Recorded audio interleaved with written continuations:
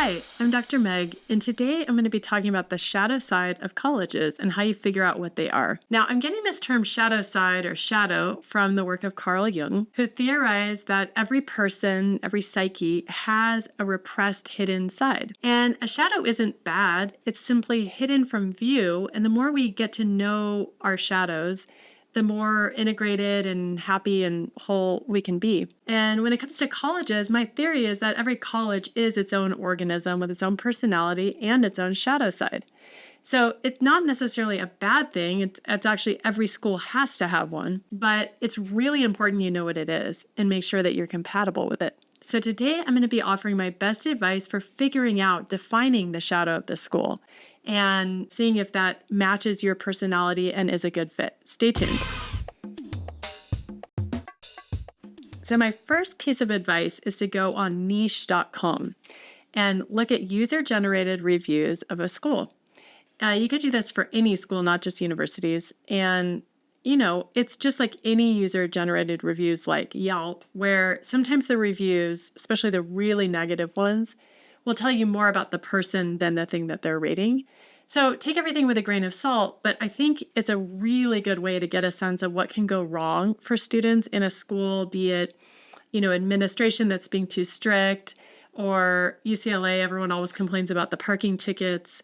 And but there are some really serious ones where you hear about students complaining about a lack of diversity in the school, or, the kids are very snobby, or the board and the administration is very out of touch with the student body, things like that. So check that out. Look at the 1-star reviews, 2, 3, and then look at 5-star reviews too, because it'll help you get a better sense of a school than just going to their website and reading about them. Another great resource online is unigo.com, UNIGO. This is like Niche. Niche, I think, requires some kind of account to go far in the website, but Unigo, you can just go there. And it's just a different kind of user-generated feedback on the school about really honest things like parties and Greek life and drug use and political involvement in the school, things like that. So it's another really great place to snoop around and gather information. Another good resource that I talk a lot about is the Fiske guide, Fiske.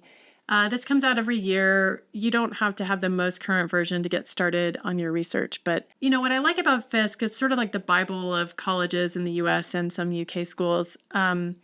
It's honest. It has a viewpoint. It's not just parroting back what a school is saying about themselves. And you can look at the quality of life review. I think that's a really important metric. It's out of 5. So a school that has like a 2 out of 5, I would be concerned about. And usually the description of the school on Fiske will tell you why. So that's another really great way to just sort of suss out what's going on with a student body, because a school might have really wonderful programs, but if students aren't thriving and happy, then I start to wonder how much it matters. Enjoying yourself in college is not the be-all and end-all of college. A lot of people don't enjoy themselves. That's okay. But I think if a student has a choice to go somewhere where people generally tend to be happy and a place where they tend to be really unhappy, let's go where people are happy, right? So my 4th bit of advice, which is to visit a school, I say this, but I don't mean just visit. You got to visit in a certain way. Don't just take the tour. The tour is not going to show you the shadow side of the school. They're going to show you the fully illuminated side, the side they want you to see. And if you just see that, it's going to be very easy to sort of fall in love with a school.